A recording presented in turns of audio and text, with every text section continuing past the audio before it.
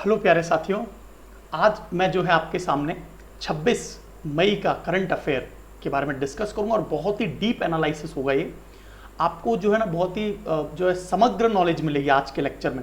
और आपको ये पूरे एंड तक सुनिए आपको बहुत ही ज़्यादा इंटरेस्ट आने वाला है, क्योंकि भारत और चाइना का जो मुद्दा चल रहा है अभी, जो बहुत सरगर्मी चल रही है हमारे सरहदों पर, पैगोंग सो लेक पे है ना, गलवान घाटी पे, तो उन सभी के बारे में, तथा नेपाल क्या कर रहा है, लिपू लेक पे क्या कर रहा है। तो इस तरह के जो एनालिसिस है मैं आपको अब जो है लाऊंगा, वो बहुत ही डीप एनालिसिस के साथ में आपको जो है समग्र नॉलेज दूंगा।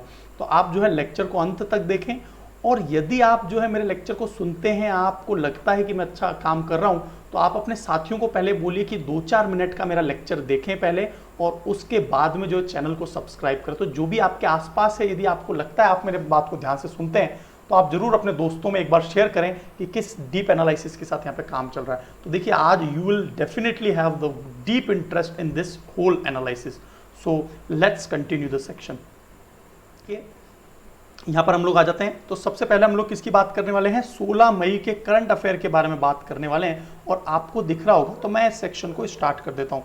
लिपू लेक, काला पानी और लिम्पियाधुरा सीमा विवाद, ये भारत जो है नेपाल के साथ में हमारा सीमा विवाद चल रहा है।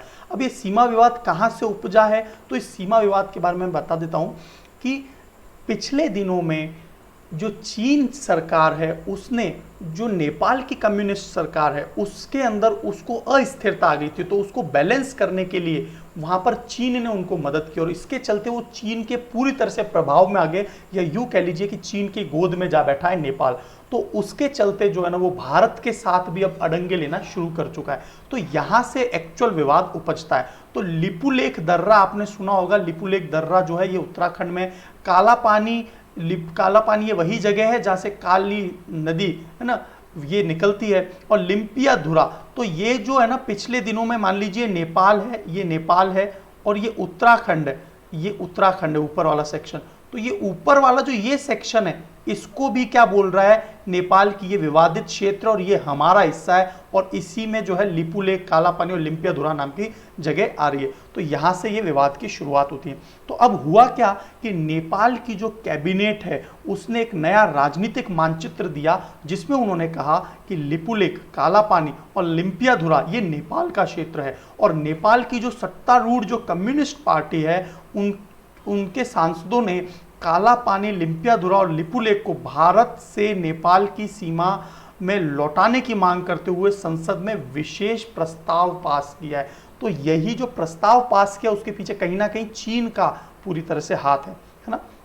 अब देखिए आगे देखते हैं। तो नेपाल के जो विदेश मंत्री हैं प्रदीप कुमार गयवाली, इन्होंने जो है इसको बोला कि हम लोग जो ये मुद्दा है बातचीत के माध्यम से सुलझाना चाहते हैं, राइट। अब देखिए पृष्ठभूमि जो है, बैकग्राउंड क्या है इसका, तो देखिए 17,000 फुट ऊंचाई पर लिपू लेक दर्रे को उत्तराखंड से धारचूला से जोड़ने वाली, अभी आपने सुना होगा कि धारचूला से जो उत्तराखंड के लिपू लेक दर्रे को धारचूला से जोड़ा गया है, और यहां से हम लोगों ने कैलाश मानसरोवर की यात्रा करने में भी हमको मदद मिलेगी।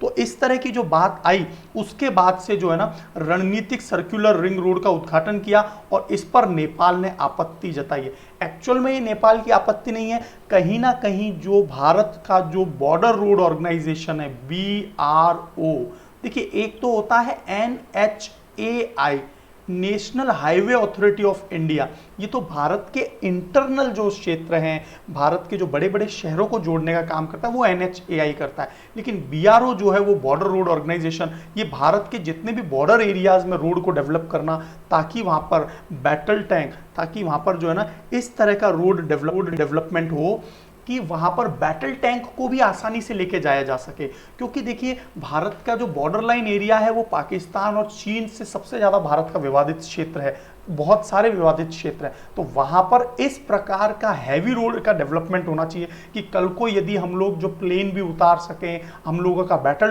टैंक का मूवमेंट भी आसानी से हो सके, और कल को कभी भी युद्ध होता है तो हम लोग आसानी से जो है ना हमारे बॉर्डर एरियाज में जाके और पूरी बाउंड्री को प्रोटेक्ट कर सकते हैं, सील कर सकते हैं, और बाहर के किसी भी प्रकार के एग्रेशन से हम लोग बच सकते हैं। तो यही जो है बॉर्डर रोड ऑर्गेनाइजेशन काम करती है। तो देखिए तो यहाँ पर आते हैं फिर से हम लोग, तो लिपुलेख दर्रा देखो, तो यहाँ पर हम लोग अवस्थिति को भी देख लेते हैं। नेपाल ने इस पर आपत्ति जताई है और पहले कुछ समय पहले जो है ना हम लोग लिपुलेख दर्रा काले पानी के निकट जो पश्चिमी क्षेत्र है 1962 में हम लोग व्यापार भी करते थे। युद्ध के बाद में भारत चीन का जो युद्ध हुआ था 62 में, उसके बाद से बंद हो गया। तो देखिए इसके अलावा यह रास्ता जो मैंने आपको बताया था धारचूला वाला जो भी रोड खोला गया 80 किलोमीटर का, ये करंट अफेयर में आ रहा था अभी, है ना, और आएगा भी किसी ना किसी पेपर में। तो यह इस दर्रे से हम लोग कैलाश मानसरोवर की यात्रा भी आसानी से कर सकते हैं। और एक बार पुनः 1991-92 में लिपुलेख दर्रे को फिर से व्यापारिक मार्ग के लिए खोल दिया गया था, है ना।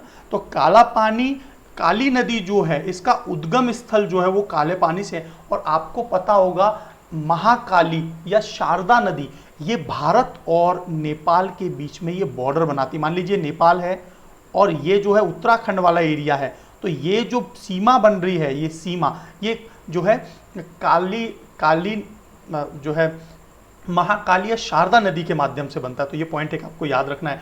और ये जो सेक्शन है काला पानी वाला क्षेत्र है जो काला पानी, ये भारत चीन और नेपाल के बीच ट्राई जंक्शन है। जिस प्रकार आपको याद आ रहा होगा 2017 में जो डोकलाम विवाद हुआ था, वो जो ट्राई जंक्शन था डोकलाम, वो भारत चीन और भूटान के मध्य ट्राई जंक्शन था।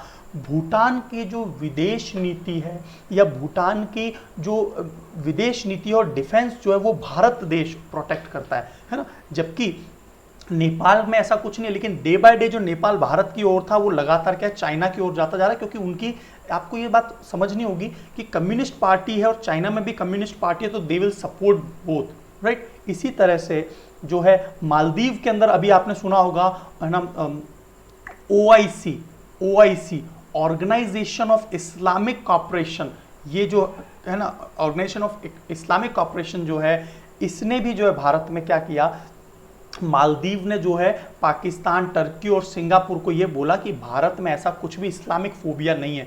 तो देखिए होता क्या है कि मालदीव में पहले सरकार कम्युनिस्ट वादियों की थी, कहीं ना कहीं चीन को समर्थित थे। आज की तारीख में जो मालदीव वो भारत के सपोर्ट में आ गया है। तो देखिए अलग अलग पार्टी जो होती है वो भारत को सपोर्ट करती है। तो ये बात एक आपको याद रखनी है ना। तो पार्टी यदि एक जैसी होगी, डेमोक्रेटिक पार्टी आ जाएगी तो वो हमको सपोर्ट करेगी।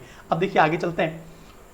तो काली सिंध और ये सभी विवाद आपको एकदम क्लियर हो गया होगा। तो भारत चीन सीमा पर चीन ने काफ़ी आक्रामक एग्रेसिव रवैया अपनाया हुआ है, विशेषकर डोकलाम आपको पता है भूटान से संबंधित पैगोंग झील के जो है ना जो है 9 डिफरेंट हैंड टाइप हैं और पैगोंग झील का 2/3 हिस्सा 2/3 पार्ट जो है वो चाइना में है, जबकि 1/3 हिस्सा भारत में है ना।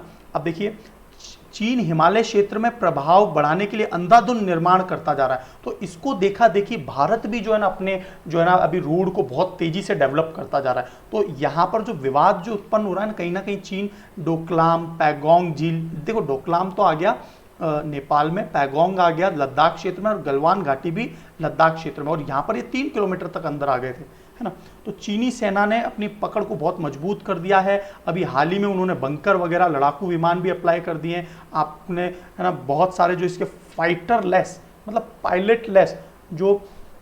पायलटलेस जो हेलीकॉप्टर्स हैं उनको भी उसने वहाँ पर डिप्लॉय कर दिया। तो भारत ने भी उसके अगेंस्ट में चिनूक हेलीकॉप्टर जो है, जो कि हमने कहाँ से लिए, चिनूक हेलीकॉप्टर हमने अमेरिका से लिए, तो वो हमने डिप्लॉय करना स्टार्ट कर दिया है। तो हम भी बहुत तेज़ी से इसके ऊपर डेवलपमेंट करते जा रहे हैं वहाँ पे, है ना। भारत और उसके बीच में एकदम बहुत ही टक्कर का मुकाबला रहेगा और फाइनली किसी भी तरह का युद्ध होने की संभावना नहीं है, लेकिन कुछ समय तक जो है एक स्टैंड ऑफ बना रहेगा। तो चीन नेपाल के बढ़ते प्रगाढ़ संबंध के बीच चीनी सेना, है ना, चीन और नेपाल के प्रगाढ़ संबंध होते जा रहे हैं। भारत कहीं ना कहीं अलग थलग हो गया है। सैन्य संतुलन स्थापित करने के लिए इस क्षेत्र में रणनीतिक महत्व है इस क्षेत्र का, और चीन जो है ना इस क्षेत्र में न केवल चीन की गतिविधियों पर नज़र रखी जा सकती है, बल्कि चीनी गतिरोध का माकूल जवाब भी दिया जा सकता है। और इसीलिए भारत जो है ना, भारत पिछले दिनों में सीमा के ऊपर अवसंरचना स्ट्रक्चर डेवलपमेंट करता जा रहा है, मुख्य सड़कों समेत एयर स्ट्रिप बनाता जा रहा है, विश्व का सबसे ऊंचा जो युद्ध क्षेत्र जिसे सियाचिन कहते हैं, और भारत जो है अपना दूसरा सबसे बड़ा जो विमान है उसे भी, है ना, IL-60 नाम का जो विमान है उसको भी उतार सकता है इस क्षेत्र में। तो इसलिए क्या है, चीन को एक ये डर है कि कहीं ना कहीं भारत जो है यहाँ पर अपना पूरी तरह से विकास न कर ले। और चीन एक ऐसा राष्ट्र जिसकी दुनिया के सभी जितने भी उसके आसपास के पड़ोसी देश हैं उन सभी से अपना सीमा विवाद है।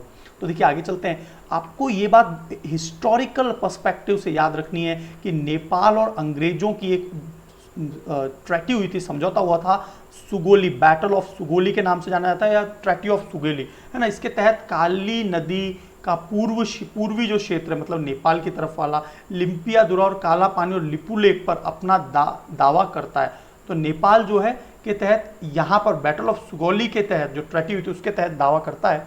तो ये कुछ बातें, और लिपू लेक दर्रा और धारचूला लिंक रोड, ये जरूर आपको एक याद रखना है।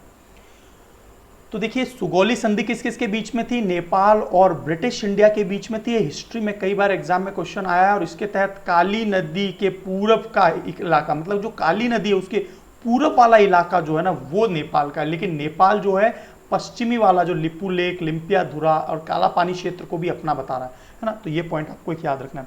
अब देखिए अभी हाल ही में पिछले दिनों में आपने देखा होगा भारत और चीन के बीच में स्टैंड ऑफ की एक कंडीशन आ गई थी, जहां पर है ना चीनी सैनिक और भारतीय सैनिक एक दूसरे से रस्साकशी एक दूसरे के ऊपर अटैक करते हुए नजर आ रहे थे।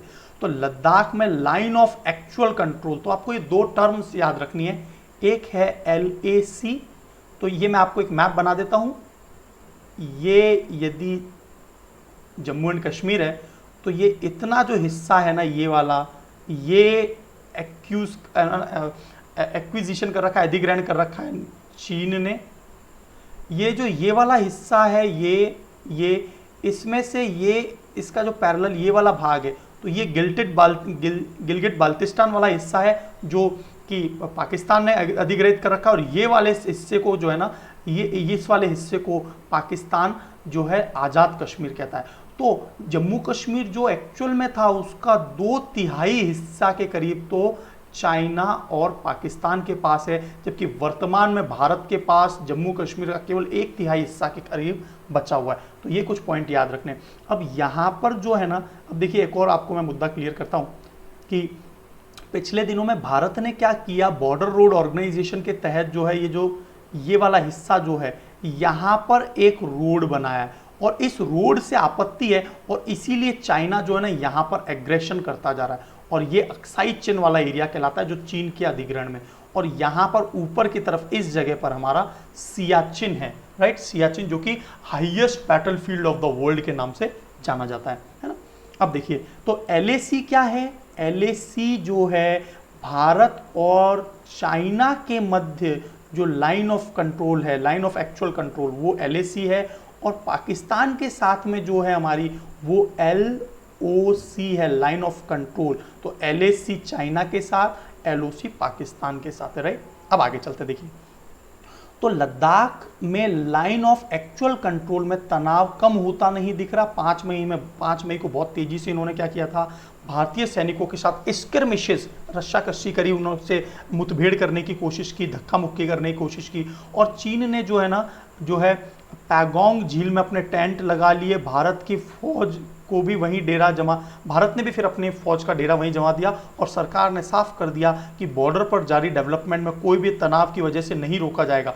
जो भी देखिए भारत में आपको ये बात जरूर माननी होगी कि जो वर्तमान सरकार है वो एक ताकतवर सरकार है। मैं देखिए बीजेपी या जो है NDA की तारीफ नहीं कर रहा हूँ, लेकिन आपको ये देखना होगा कि एक ताकतवर सरकार जब केंद्र में होती है तो वो एक बड़े निर्णयों को ले सकती है। तो उसी के आधार पे क्या है, हमारी सरकार ने एकदम क्लियर कर दिया है कि हम लोग किसी भी प्रकार के डेवलपमेंट को नहीं रोकेंगे, चाहे किसी भी प्रकार की स्किर्मिशेस, कितनी भी धक्का मुक्की आप करिए, we will develop our area because we India is the sovereign country.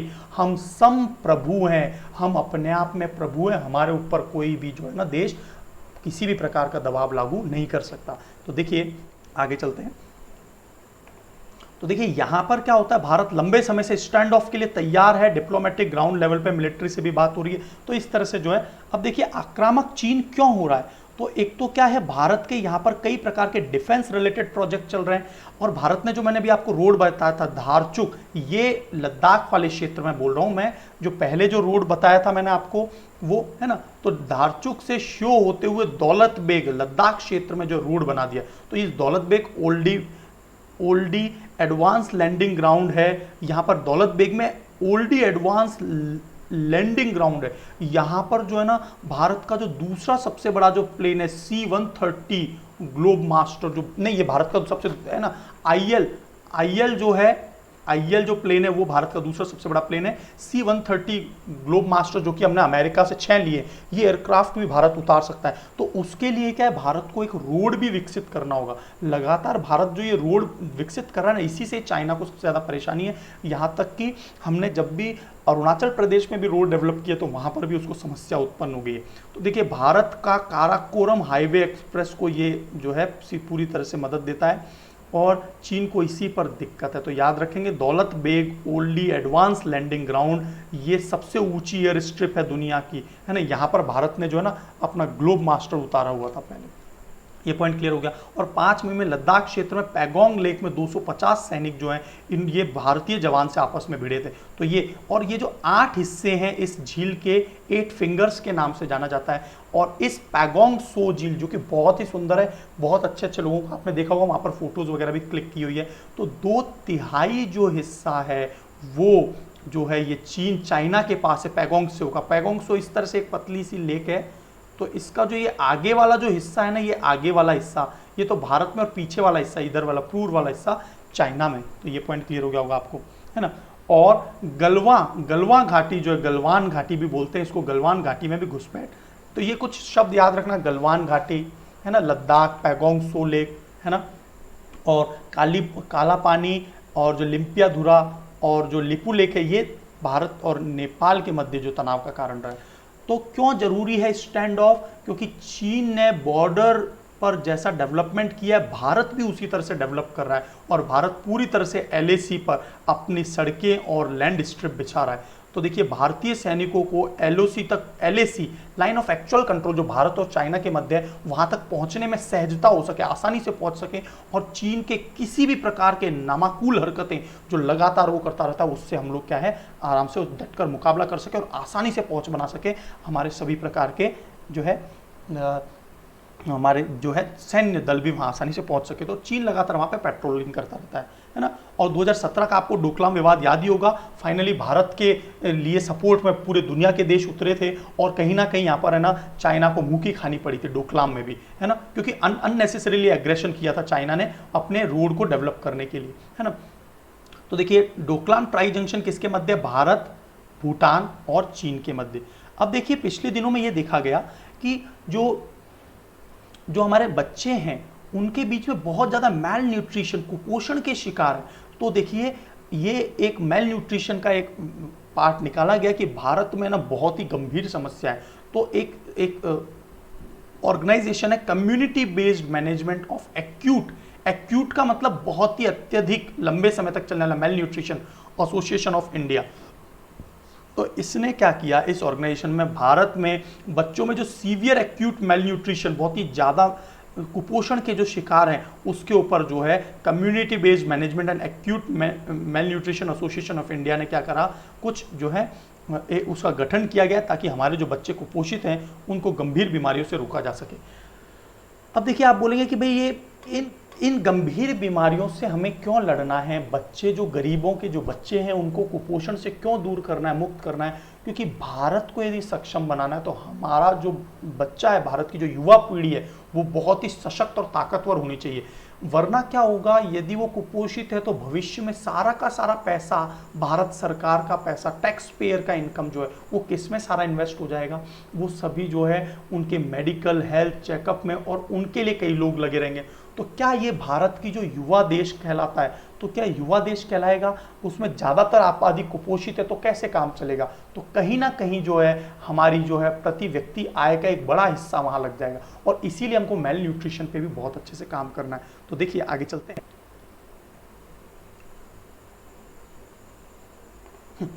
तो देखिए तो यहाँ पर जो है ना एक इमरजेंसी कदम के लिए जो है ना ये एसोसिएशन ने काम करना शुरू किया है ना। तो ये बात आपको याद रखना है। तो इसका टर्म आपसे नाम पूछा जा सकता है, ये शब्द याद रखेंगे, community based management of acute mail nutrition association of India, CMAN, इसको CMAN कहेंगे, ठीक है।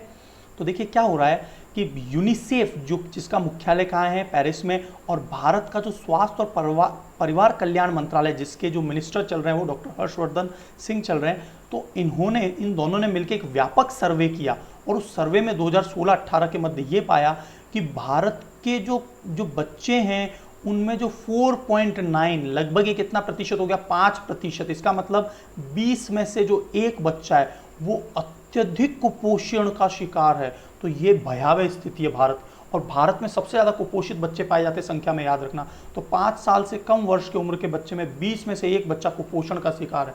तो ये एक जो है ना बहुत ही खतरनाक स्थिति है भारत के लिए।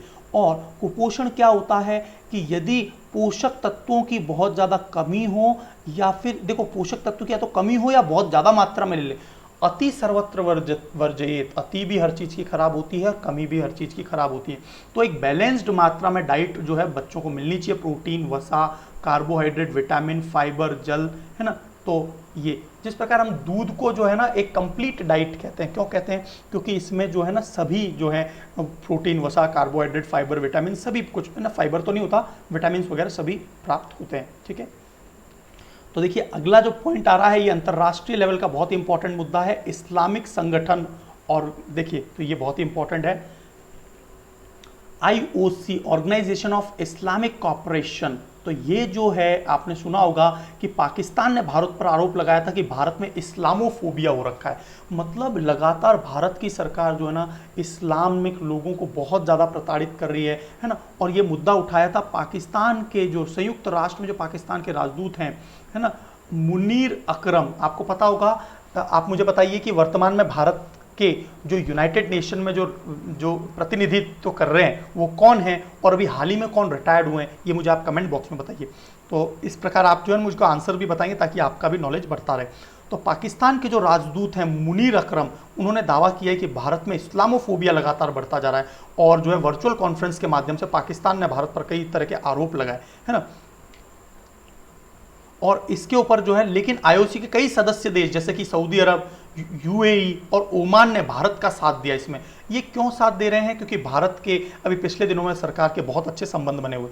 मालदीव ने कड़ा रुख अपनाते हुए भारत के साथ में मधुर संबंध को प्रदर्शित किया, जबकि पिछले दिनों में मालदीव जो है ना कई हद तक जो है ना चीन के गोद में जा बैठा था। तो देखिए, लेकिन अब जो है मालदीव बहुत हद तक भारत का समर्थन कर रहा है, और वो उसने क्या स्टेटमेंट दिए कि भारत दुनिया का एक तो सबसे बड़ा लोकतांत्रिक देश है, बहुसांस्कृतिक समाज है यहाँ पर, है ना, मल्टीकल्चरल सोसाइटी है, और 20 करोड़ से ज़्यादा मुस्लिम है। इंडोनेशिया और पाकिस्तान के बाद सबसे ज़्यादा मुस्लिम वर्तमान में भारत में, और इस्लामोफोबिया को आरोप लगाना तथ्यात्मक रूप से गलत होगा। ये सभी तथ्य जो है ना मालदीव देश दे रहा है, एक छोटा सा देश जो कि पूरी तरह से मुस्लिम आबादी वाला देश है, वहाँ पर मुस्लिम धर्मावलंबी ही रह सकते हैं। तो देखिए दक्षिणी कोरियाई क्षेत्र में धार्मिक सद्भाव को ये एक तरह से हानिकारक रुख होगा यदि पाकिस्तान ऐसा कह रहा है। और इस्लाम जो है भारत से सदियों से मौजूद है भारत में, और भारत की 14.2% आबादी के साथ में भारत का इस्लाम दूसरा सबसे बड़ा धर्म है। तो इतने बड़ी संख्या को हम प्रताड़ित नहीं कर सकते, इस तरह के इन्होंने बहुत अच्छे पक्ष रखे हैं। तो कुछ पॉइंट्स हम लोग OIC के बारे में पढ़ लेते हैं, इसके ऊपर अलग अलग पॉइंट्स आपको समय समय पर एग्जाम्स में दिखाई दे सकते हैं। तो OIC क्या है, ऑर्गेनाइजेशन ऑफ इस्लामिक कॉपरेशन, और इसका पहले नाम क्या था, ऑर्गेनाइजेशन ऑफ इस्लामिक कंट्रीज। और IOC मुस्लिम दुनिया की आवाज़ का प्रतिनिधित्व करता है ना। और जो है ये इसमें OIC के अंदर 57 कुल कंट्रीज हैं, देश हैं, और ये यूनाइटेड नेशन के बाद दुनिया का सबसे बड़ा संगठन है, और इसका मुख्यालय सऊदी अरब के जेदाह शहर में है। याद रखना, ये क्वेश्चन आपको आ सकता है, OIC का मुख्यालय सऊदी अरब के जेदाह शहर में, है ना। और देखिए आप मुझे एक बात जरूर बताइए कि क्या ये इतना डेप्थ में हम पढ़ रहे हैं, क्या आपको मज़ा आ रहा है या नहीं आ रहा, जरूर बताइए। लेकिन देखिए आपके पास इतना समय है वर्तमान में कि आप इतना कुछ पढ़ सकते हैं इस लॉकडाउन पीरियड में, और आप चीज़ों को लिंक भी कर सकते हैं, है ना। तो इसीलिए आप ज़्यादा से ज़्यादा इन डेप्थ पढ़ेंगे। यहाँ पर मैं आपको एक बहुत ही इंपॉर्टेंट बात बताना चाहता हूँ, यहाँ पर हम जो कवर कर रहे हैं वो अलग अलग न्यूज़पेपर, जितने भी नेशनल लेवल के न्यूज़पेपर हैं वो सभी का स्कैन हो जाएगा। तो आपको किसी भी न्यूज़पेपर को है ना एग्जाम पर्सपेक्टिव से पढ़ने की आवश्यकता नहीं होगी, और इन सभी चीज़ों को हम लोग लिंक करते हुए पढ़ेंगे। तो आपके लिए ये बहुत ही अच्छा है ना। तो एक लेक्चर, सिंगल लेक्चर में आपका सब कुछ संपूर्ण क्लियर हो जाएगा, ठीक है। आगे चलते हैं। देखिए और जो है ना, भारत जो है ओआईसी में जो, देखो मैं आपको यहाँ पे कुछ पॉइंट बता देता हूँ भारत के पर्सपेक्टिव में, जब भी यदि क्वेश्चन आ जाए तो इंडोनेशिया और पाकिस्तान के बाद तीसरा सबसे बड़ा मुस्लिम आबादी वाला देश भारत है, जो कि ओआईसी के अंदर पर्यवेक्षक का दर्जा भी नहीं मिला हुआ। इसके पीछे कहीं ना कहीं पाकिस्तान और टर्की जैसे देश है जो नहीं चाहते हैं, जबकि रूस और थाईलैंड जहां पर इतने कम मुस्लिम होने के बाद भी जो है ना पर्यवेक्षक ऑब्जर्वर का दर्जा, ऑब्जर्वर पर्यवेक्षक का मतलब ऑब्जर्वर होता है ना। और ओआईसी में सबसे प्रमुख भूमिका कौन से दो देश निभाते हैं? यूएई जो कि ताकतवर देश है, बहुत ही अच्छा इकोनॉमिक देश है, और सऊदी अरब की सबसे ज़्यादा ताकतवर देश तो सऊदी अरब है ओआईसी में। तो ये बात एक याद रखेंगे। लेकिन भारत को जो है एकदम क्लियर विजन मिल गया कि मालदीव जैसे जो देश हैं वो बहुत ही ज़्यादा भारत के पक्ष में बोल रहे हैं ना। अब देखिए कुछ हम लोग जो है, बहुत अच्छा टॉपिक है ये, राज्य व्यवस्था मतलब पॉलिटी से रिलेटेड आपको बहुत सारे पॉइंट क्लियर हो जाएंगे कि स्टैंडिंग कमेटी या परमानेंट कमेटी क्या होती है, और दूसरा पॉइंट कि जो एडहॉक कमेटी है, जो तदर्थ समिति है, वो क्या होती है। तो हाल ही में आपको ये चीज लिंक करने के साथ में आपको थ्योरी वाला सेक्शन भी जो है पॉलिटी का समझ में आएगा। तो देखिए, पर्यावरण, वन और जलवायु परिवर्तन पर संसद की समिति ने कुछ बात की है। तो देखिए क्या है, वर्तमान में हमारे जो पर्यावरण मंत्री चल रहे हैं वो तो कौन चल रहे हैं? प्रकाश जावड़ेकर। लेकिन देखिए संसद में बहुत सारी संसदीय कमेटी होती है, स्थायी समितियां जिन्हें स्टैंडिंग कमेटी या परमानेंट कमेटी कहते हैं, और तदर्थ कमेटी एडहॉक जो टेम्परेरी रूप से बनाई जाती है, जिसका काम हो जाने पर उनको हटा दिया जाता है, खत्म कर दिया जाता है। तो देखिए है ना, वो अपनी जो अनुशंसाएं हैं वो लोकसभा के अंदर समितियां पेश करती रहती हैं, मंत्रालयों को देती हैं। तो जो ये जो समिति है उसके जो ऑपोजिशन में पहले जो जयराम नरेश, आपने सुना होगा कि ये पहले पर्यावरण मंत्री थे पूर्व में, तो कांग्रेस के वरिष्ठ नेता ये जयराम रमेश जी जो हैं, ये पर्यावरण और वन मंत्रालय के विभिन्न समितियों द्वारा लॉकडाउन के दौरान जो भारत सरकार ने परियोजनाओं को मंजूरी दे दी है, इस पर इन्होंने कड़ी आपत्ति जताई है कि ऐसा कैसे कर रहे हैं आप, है ना। तो ये जो है समिति में ऑपोजिशन के लीडर, कई चीजों में ऑपोजिशन के लीडर को समिति का अध्यक्ष बनाया जाता है। तो पर्यावरण, वन और जलवायु परिवर्तन की ये बात याद रखना कि ये जो पर्यावरण, वन और जलवायु की स्टैंडिंग स्थायी कमेटी है, टेम्परेरी एडहॉक कमेटी नहीं है, और इसके अध्यक्ष जयराम नरेश जो हैं, उन्होंने प्रकाश जावड़ेकर को पत्र लिखकर गंभीर चिंता जताते हुए आपत्ति व्यक्त की है ना। तो ये यहाँ पे अभी बहुत ज़्यादा मुद्दा आया था कि आपने कैसे जो है ना लॉकडाउन के समय में जैव विविधता वाले जंगलों में 30 परियोजनाओं को किस प्रकार भारत सरकार ने मंजूरी दे दी। इस प्रकार ये समय समय पर प्रश्न उठाते रहते हैं, और ये बहुत जरूरी है। यदि भारत एक डेमोक्रेसी है, भारत एक डेमोक्रेसी है, तो ऑपोजिशन भी जो है ना, आप देखते होंगे किस प्रकार ऑपोजिशन पार्टी जो है ना समितियों के माध्यम से काम करती हैं और अपने अपने पक्ष को रखती हैं। और भारत जैसे डेमोक्रेसी में ये बहुत ही ज़्यादा जरूरी है, ताकि क्या है, लोकतंत्र की गरिमा, शुचिता बनी रहे। आगे देखिए, तो संसद की समितियों पर बात कर लेते हैं। आधुनिक युग में ये आपको ये जो पॉइंट है ना, पॉलिटिकल साइंस से रिलेटेड टर्म आ गई। पूरा ये स्टेटमेंट जो है ना, आपको पॉलिटिकल साइंस में भी मैं जो पढ़ाता हूँ आपको लक्ष्मीकांत बुक में, तो वहाँ से भी आपको ये इंफॉर्मेशन मिलेगा। तो आधुनिक युग में संसद न केवल विभिन्न और जटिल प्रकार के, है ना, अलग अलग प्रकार के अधिकतर कार्य करता है, बल्कि जो है संसद में कार्य निपटाने के लिए समिति समय होता है। जो समिति जो है ये बहुत अच्छे से काम करती है और गहराई से विचार करती है एक एक पक्षों पर, और मामलों को उजागर करती है ना। ये इनका काम है समितियों का, राइट। तो देखिए समितियां जो है बहुत तरह के मुद्दों को निपटाती हैं और उनको समय समय पर सामने लेकर आती हैं। समितियां दो प्रकार की होती हैं, स्थायी समितियां जिसे स्टैंडिंग या परमानेंट कमेटी कहते हैं, और तदर्थ समितियां जिन्हें क्या कहते हैं, एडहॉक कमेटी। तो एडहॉक का मतलब टेम्परेरी। तो स्थायी समितियां जो है ना वो तो हमेशा परमानेंट रहती हैं, टेम्परेरी नहीं होती हैं, लेकिन जो तदर्थ समिति होती है उनका कार्य अस्तित्व समाप्त होने पर उनको समाप्त कर दिया जाता है। तो समितियां मोटे तौर पर जो है ना वो कितने प्रकार की होती है, यदि आपसे पूछा जाए, ये प्रश्न आपके किसी भी पॉलिटिकल साइंस के क्वेश्चन में पूछा जा सकता है। तो समितियां बेसिकली 4 प्रकार की होती है। एक तो फाइनेंशियल कमेटी होती है, एक डिपार्टमेंट रिलेटेड समिति होती है, डिपार्टमेंट रिलेटेड स्टैंडिंग कमेटी, और तीसरी है अदर पार्लियामेंट्री स्टैंडिंग कमेटी, है ना, अन्य संसदीय स्थायी समिति, और एक होती है एडहॉक जिनका काम टेम्परेरी होता है। तो आपसे पूछा जाए समितियां कितने प्रकार की होती हैं, और ये जो है ना बहुत सारी समितियां जो है ना अपना अपना काम का निर्वाह, तो अभी जो है लोकसभा जब सत्र में नहीं होता तो ये समितियां ही पीछे से काम करती हैं।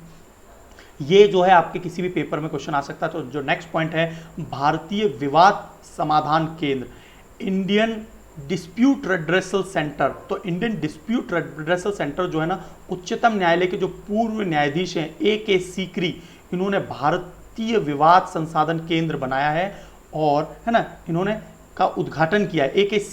सीकरी बहुत ही जाने माने न्यायाधीश रहे हैं भारत के, है ना, उच्चतम न्यायाधीश के पूर्व। और वर्तमान में जो है ये न्यायाधीश जो हैं सीकरी साहब, ये सिंगापुर इंटरनेशनल कमर्शियल कोर्ट के अंतर्राष्ट्रीय, सिंगापुर इंटरनेशनल कमर्शियल कोर्ट जो है उसके अंतर्राष्ट्रीय न्यायाधीश बने हुए। तो ये वर्तमान में भी सिंगापुर में काम कर रहे हैं, राइट। तो इन्होंने जो है ना अभी उद्घाटन किया है इंडियन डिस्प्यूट रेड्रेसल केंद्र का, है ना, ताकि क्या हो सके, जो कागज रहित विवाद समाधान का है ना माहौल, क्योंकि अब जो है इंटरनेट का युग है, लॉकडाउन हो गया, उसके बाद में सारे के सारे जो है ना ऑनलाइन इंटरनेट पे काम कर रहे हैं, हम लोग भी क्लासेस ले रहे हैं, वो ऑनलाइन ले रहे हैं। तो भविष्य पूरा इंटरनेट युग जो है ना इसी पर चला जाएगा। तो इसलिए क्या है, पेपरलेस काम शुरुआत हो जाएगी, है ना। तो आप याद रखेंगे कि ये जो है भारत ने अपना विवाद समाधान केंद्र का स्थापना किया है अभी हाल ही में, और A.K. सीकरी ने इसका उद्घाटन किया है। आपने बहुत सुना होगा, अर्थव्यवस्था का ये सेक्शन आ गया, न्यूनतम समर्थन मूल्य, minimum supporting price, MSP, minimum supporting price, ये किसानों को दिया जाता है। इससे कम पर जो है ना वो किसान अपनी फसलें न बेचें, इसकी जो है सुविधा मुहैया करवाती है सरकार, ताकि किसानों का हक न मारा जाए। ऐसा ना हो किसी दबाव में किसान को सस्ते में अपना जो है, अपना जो उन्होंने जो खाद्यान्न उगाए हैं उनको बेचना पड़ जाए।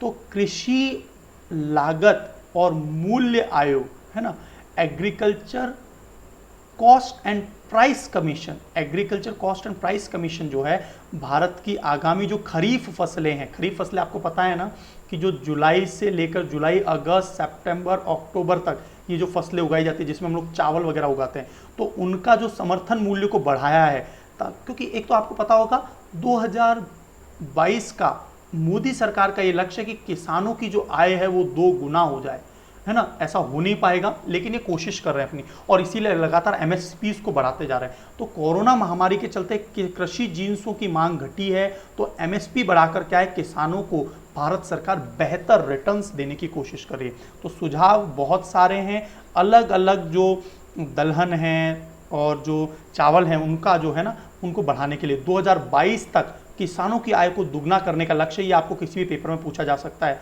और सरकार 22 खरीफ और रबी की फसलों की MSP तय करती है ना। तो ये कौन तय करता है, देखिए अब जो पॉइंट आ रहा है वो आपके एग्जाम के लिए इंपॉर्टेंट है। तो किसान को उचित मूल्य दिलवाने के लिए जो है ना ये काम करती है मिनिमम सपोर्टिंग प्राइस, है ना। सॉरी माफी चाहता हूँ। तो देखिए इसको जो निर्धारित करता है ना, भारत सरकार आश्वासन देती है कि खाद्यान्न की कीमतें नियत कीमत से नीचे न गिरने दी जाए, है ना। तो कौन इसे जो है न्यूनतम समर्थन मूल्य को कौन लागू करता है ना, तो निर्धारण कौन करता है, कृषि लागत और मूल्य आयोग, CACP, agriculture cost and price commission. और ये 2 बार, साल में 2 बार, क्योंकि 2 बार कौन कौन सी, एक तो खरीफ की फसल और एक रबी की फसल पर। तो खरीफ की फसल अब उगाई जाएगी, जबकि रबी की फसल तो हाल ही में काट ली गई मार्च अप्रैल में, है ना। तो देखिए, तो ये जो है सबसे पहली बार जो लाया गया था इस प्रकार का मूल्य निर्धारण, तो वो खाद्य मूल्य नीति समिति 1965 में, तो पहली बार आपकी कब स्थापना हुई है, CAC, ये CACP जो है ना एग्जाम में कई बार पूछा हुआ है, CACP पहली बार कब आया, तो याद रखेंगे 1965 में खाद्य मूल्य नीति समिति, और 1964 की सिफारिशों के आधार पर आया था, ठीक है। और वर्तमान में आयोग कुल कितनी कृषि फसलों को, ये याद रखना, MSP मिनिमम सपोर्टिंग प्राइस जो 24 कृषि फसलों को, है ना, ये जारी करता है। अब देखिए साइंस एंड टेक्नोलॉजी के प्रश्नों को भी देख लेते हैं।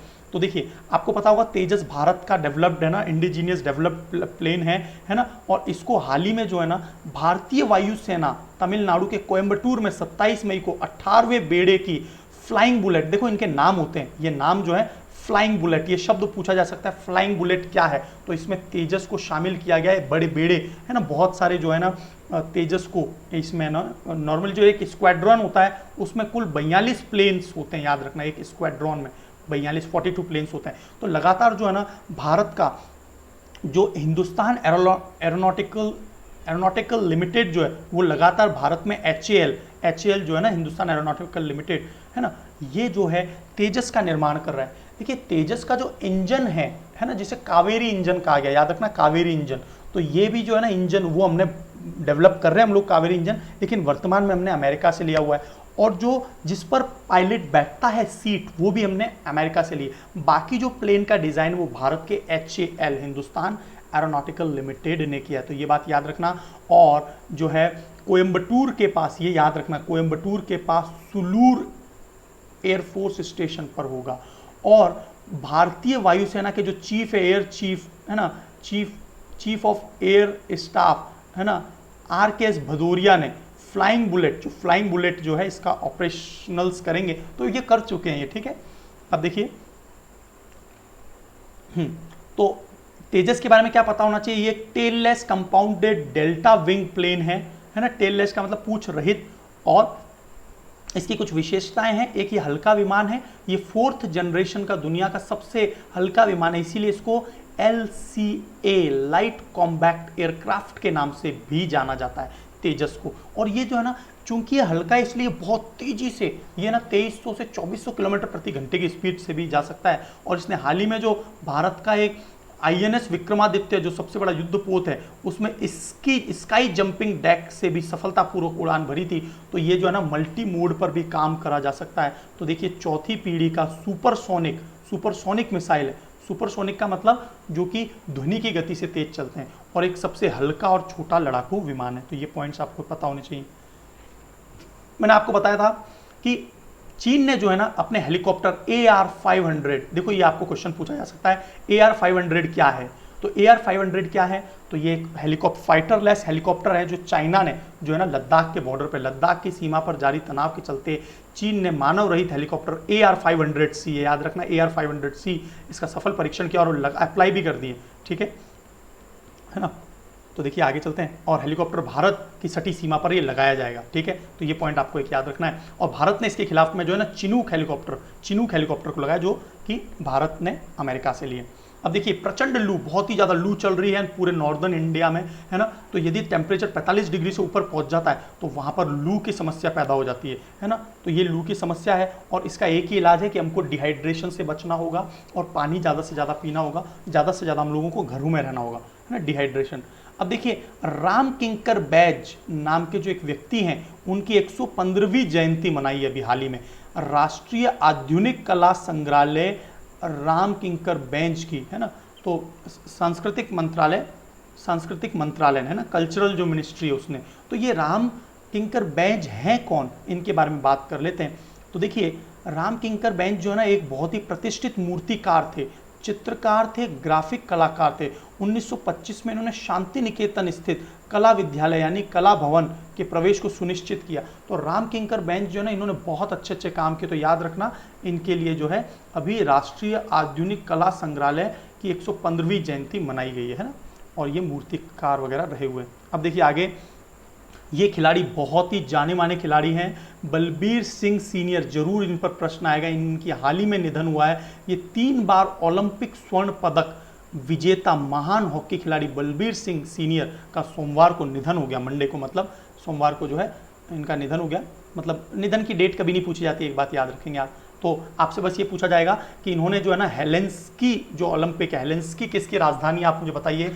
हेलेंस्की के फाइनल में, है ना, और एक इनका रिकॉर्ड है, बहुत ही इंपॉर्टेंट रिकॉर्ड है कि जो फाइनल था हेलेंस्की में जो भारत ने जीता था, वो 6-1 से जीता था नीदरलैंड के खिलाफ, 6-1 से जीता था। इस 6 गोल में से जो 5 गोल हैं वो अकेले बलबीर सिंह ने किए थे।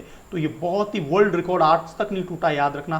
और इसीलिए बलबीर सिंह के ऊपर आपसे क्वेश्चन पूछ सकते हैं, किससे संबंधित थे बलबीर सिंह, तो हॉकी से संबंधित थे। और इन्होंने भारत को 3 स्वर्ण पदक जिताए हैं। किस किस में, एक तो हेलेंस्की ओलंपिक में, है ना, मेलबर्न जो कि Melbourne is the one of the city of Australia, और जो है हेलेंस्की और लंदन, इन 3 जगह पर इन्होंने हमको, है ना, 1975 के विश्व कप में जीतने वाली भारतीय टीम के मैनेजर भी रहे, जो विश्व कप जो जीता है भारत की हॉकी ने। तो 3 बार ये खेलते थे, है ना।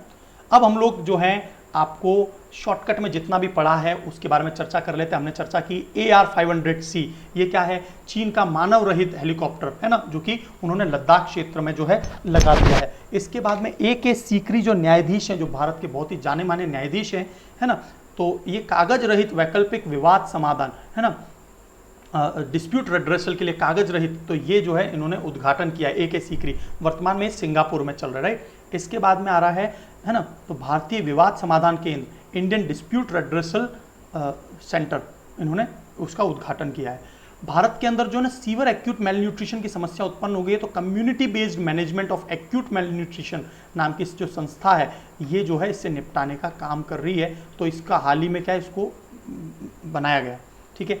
काला पानी जो ट्राई जंक्शन है वो भारत, चीन और नेपाल पर है। डोकलाम जो है भारत, चीन और भूटान पर है। जैव विविधता के चलते जो स्वीकृत परियोजनाओं पर जो आपत्ति जताई है, वो जो पर्यावरण और वन की जो कमेटी है, जो कि परमानेंट कमेटी होती है, जयराम नरेश जिसके अभी अध्यक्ष चल रहे हैं, उन्होंने आपत्ति जताई है और रिटर्न में लिखा है हमारे पर्यावरण मंत्री प्रकाश जावड़ेकर को।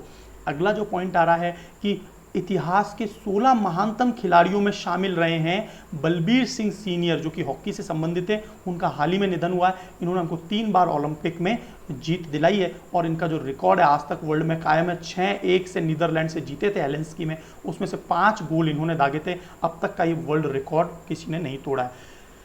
अब देखिए अगला जो पॉइंट है, ये मैं आपको एक बार पूरा रिवाइज करवा देता हूँ। इस्लामिक संगठन जो है, इस्लामिक सहयोग संगठन OIC, तो इसके अंदर वर्चुअल जो मीटिंग हुई थी, भारत के लिए बहुत ज़्यादा सपोर्ट किया मालदीव ने, जिसकी राजधानी माले है। और OIC का मुख्यालय बना कब था, 1969 में। इसी वर्ष में इसरो भी बना था, याद रखेंगे, इसरो भी 1969 में स्थापना हुई है और 57 देश इसके सदस्य हैं। और जैदा जो है सऊदी अरब में इसका मुख्यालय है OIC का। ये कभी भी आपसे प्रश्न पूछा जा सकता है।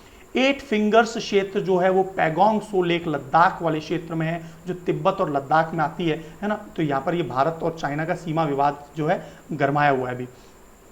कृषि लागत और मूल्य आयोग CACP जो है, CACP, commission of agriculture cost and prices, यही मिनिमम सपोर्टिंग प्राइस MSP का निर्धारण करता है ना। और 1965 के अंदर जो है इसकी स्थापना हुई थी। तो रबी की फसलों के लिए तो इसने खरीफ की फसलों, खरीफ आएगा, ये रबी नहीं आएगा, रबी की फसलों का तो ऑलरेडी निर्धारण कर दिया गया, राइट।